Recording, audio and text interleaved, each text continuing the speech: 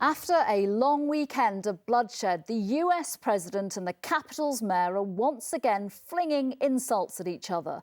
President Trump said Sadiq Khan was a national disgrace who is destroying the City of London after 4 killings in 4 days. Today, the mayor responded, saying the most powerful politician on the planet was a poster boy for racists. How did it come to this, and how will the ongoing feud help in any way to stop the killings? They started on Friday afternoon. The first on Deeside Road in Tooting. 18-year-old Shayon Evans was stabbed. 12 minutes later on Hartville Road in Plumstead, Eniola Aluko was shot dead. He was 19. On Saturday afternoon on Alton Street in Poplar, a 34-year-old man was stabbed. And in the early hours of this morning, a 42-year-old was killed with a knife on Whalebone Road in Stratford. In a moment, we'll hear from the family of one of this weekend's teenage victims. First, here's our political correspondent, Simon Harris. 4 murders in 4 days, 2 of them just minutes apart. The killings in Tooting, Plumstead, Poplar and Stratford claimed the lives of 4 men. 2 were teenagers. And these weren't the only parts of London touched by the spike in violence. This is the Tulse Hill estate in South London, where violence and fear are all too familiar. In November, a boy of 16 was stabbed to death. Last night, another teenager was shot. People on the estate say they heard 3 shots and saw a boy lying on the ground before his friends put him in a car and drove off. The 17-year-old is critically ill in hospital. The violent weekend reignited the war of words between President Trump and London's mayor. The president tweeted, "London needs a new mayor ASAP. Khan is a disaster, will only get worse." Does that hurt? No, what hurts me is when you've got a situation where we've seen an increase in hate crime. One of my concerns about Donald Trump is he's normalising hatred. Are you worried Donald Trump's portrayal of you and London is going to put off American tourists? Well, I'm worried when you've got the leader of the free world amplifying the tweets from racists. Are you worried about American tourists not coming? The good news is we, as a city, continue to be the #1 destination. The violence is putting a strain on Scotland Yard. The mayor continues to ask ministers for more cash. We're deploying the resources we have, the people we have, as effectively as we can to the parts of London at the times when the challenges of violent crime is at its worst. There's no doubt about it. The Met is an organisation under pressure. They're under-resourced, they're overstretched. I meet police officers every day. They're knackered. They really are knackered. They're heartbroken. We need more support. We need more funding. We were promised £100 million a few weeks ago. We've not got it. We need to recruit more officers, but also it's not sustainable for these officers to continue to cancel their rest days and work at overtime. The Met might be stretched, but senior officers insist progress is being made. Fewer young people have been stabbed this year compared with the same period in 2018. And despite the constant images of crime scenes, there have been fewer murders. And arrests have been made in 3 of the 4 latest killings. Simon Harris, ITV News. Mark the date in your diary. By 2050, the long-awaited, much-debated expansion to Heathrow Airport should be complete. The 3rd runway should be finished much sooner than that, though, in just 7 years' time. That is, of course, if the project, called Heathrow's Master Plan, survives a public consultation that starts today. The arguments are the same. What's good for business could be really bad for the environment. Here's our political correspondent, Simon Harris. Britain's busiest airport is about to get even busier, and for millions of people under the flight path, that means more planes overhead. By 2026, a 3rd runway will be added, new terminals built, roads and rivers diverted. The new runway is just the first phase of an ambitious expansion programme which will see Heathrow getting bigger and bigger over the next 30 years. Around 1,300 planes take off and land at Heathrow every day. With the extra runway, that will be closer to 2,000 a day, 740,000 flights a year, almost 750,000. Every 30 seconds there'll be a takeoff or landing at Heathrow every minute of every hour of every day for 17.5 hours every day. And that really would just mean a complete wall of noise for every community that would be affected by Heathrow. Redirected into a tunnel, the M25 will pass underneath the new runway. The airport has released a series of videos to sell its proposals. we are proposing a 6.5-hour ban on scheduled night flights that will last from 11 p.m. to 5:30 a.m. One of the great things I'll be introducing is a 20-kilometre green belt around the airport where people will be able to walk and cycle in a really nice environment rather than the very difficult cycling and walking environment that we have around the airport today. The airport also plans to make drivers pay a pollution tax, similar to the mayor's ultra-low emission zone charge.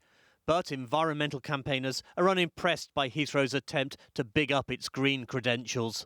We say this is rearranging deck chairs on the Titanic, and I think everybody else sees that too. This isn't about a little bit of greenwashing here and a little bit of greenwashing there. These plans are fundamentally inconsistent with our survival and our collective security. But Heathrow has plenty of fans, not just the millions of passengers who use it every week, but an army of plane spotters like this group. They came all the way from France to stand in the drizzle. It's one of the biggest airports in Europe, and for a spotter like me, it's a good spot to see planes. And as Heathrow grows, there will be a lot more planes to see and hear. Expect more noise too from the airport's opponents. The master plan unveiled today. Is it a done deal, though? Well, it's a decade since David Cameron, then opposition leader, made that promise of no ifs, no buts, no third runway. But of course, since then, a lot has changed. As Prime Minister, he attempted to kick a decision into the long grass by appointing the Airports Commission, which inevitably came up with the same result as had been predicted, that Heathrow was the best place to expand airport capacity in the southeast, and it became official government policy. It still is. That said, the airport still has to get planning permission, what's called a development consent order, which is what today's public consultation process around the plans announced today is all about. And it still has to prove that it can meet pollution targets. Simon, just while we've come on air, we're just getting the first results from the Tory leadership contest, the secret ballot round 2. What I can tell you, Dominic Raab has not met the threshold, so he is out of that leadership race to be the next Prime Minister. Boris Johnson has come in at 126, a bit less than some people were predicting for the former Mayor of London. If he does, which he still looks likely to become Prime Minister, will he make a difference to Heathrow? He's still got the numbers on his side. It still looks like he will be in the running to be one of 2 candidates to be the next Prime Minister. If he becomes Prime Minister, that's the big question. Will he perform an almighty U-turn on Heathrow? As the Mayor of London, he of course backed an alternative proposal for a new airport in the Thames Estuary, so-called Boris Island. As the MP for Uxbridge and South Ruislip, he vowed to lie down in front of the bulldozers if a third runway was built at Heathrow. But business backs Heathrow. The Mayor has some fences to mend with business after previous disparaging remarks. It will be interesting to see if a Prime Minister Johnson has a different view on Heathrow to Mayor Johnson. Simon, thank you very much. And the full results of the Tory leadership secret ballot will be on the ITV Evening News at 6:30 with Mary. Let's bring you some breaking news on the Tory leadership race now. Who has been knocked out? The former London Mayor Boris Johnson is still the front-runner, but who won't now join him in the final 2? Simon's here. In the last minute, Rory Stewart has been knocked out of this contest to be the next leader of the Tory party and our next Prime Minister. Talk us through the numbers. After last night's rather shambolic TV debate where Boris Johnson finally agreed to appear with his rivals, this was the chance for him to get the verdict of his fellow MPs, and it seems they're still backing him. They still have him in front. In pole position, still the front runner, and in fact he's increased his share of the vote. He's got more votes than he had yesterday. But the 2 Surrey MPs, Michael Gove and Jeremy Hunt, have increased their number of votes, so they're still chasing. But Rory Stewart, as you say, is out. Yeah, the former London Mayor Boris Johnson now standing at, I think it was 143 votes in this latest 3rd secret ballot of Tory MPs.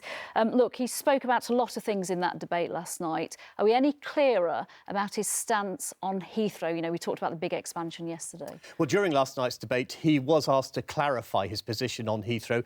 As an MP for Uxbridge and South Ruislip, he's one of a number of MPs in West London and South West London who are vocal opponents of expansion at the airport, have given the impression that he'd do anything to stop it. But actually, he didn't appear to be that clear when asked the question. I still have grave concerns about the air quality impacts and the noise pollution impacts. And as you know, court cases are now proceeding, and as Prime Minister, I will be following those very closely. And there's no doubt if he does make it through to the final round, he will come under increasing pressure to state one way or another, will he stop Heathrow or will he allow it to go ahead? Simon, thank you. Well, in the last few minutes, Michael Gove has been knocked out of the race to become the next Tory party leader and Prime Minister. This was the moment the announcement was made on the two final contenders at the 1922 committee. Jeremy Hunt and Boris Johnson are going forward to a vote of the qualifying membership of the Conservative and Unionist Party. Thank you very much. Well, it means Boris Johnson will be up against Jeremy Hunt in a vote by members of the Conservative Party. Our political correspondent Simon Harris is in our Westminster studio ahead of his late debate show later on tonight. Simon, Boris Johnson has won every stage so far. What does tonight's announcement mean? Well, this is the result the Johnson team wanted. They think Jeremy Hunt, the MP for South West Surrey, will be a less formidable challenger than Michael Gove. After winning over MPs, Boris Johnson now has to win over a majority of Tory party members. On the late debate tonight, we'll be asking, among other things, has the former mayor morphed from funny man to Mr Serious? And we'll try to work out what sort of Prime Minister he might be. He will be a force for unity. I think he wants to get the Brexit issue sorted so that we can move on from this division, which has been so frustrating for so many people. Here is a man who likes bluster, but actually when it comes to the detail and finding a way through, planning through that, being good with public money, good with people, do we really think that Boris Johnson on the Council of Europe is going to make things better for Britain or worse? And that's the worrying test for me. After another week of violence on our streets, I'll also be speaking to the Minister for London, Nick Hurd. That's the late debate here on ITV after news at 10. All right, Simon, thank you.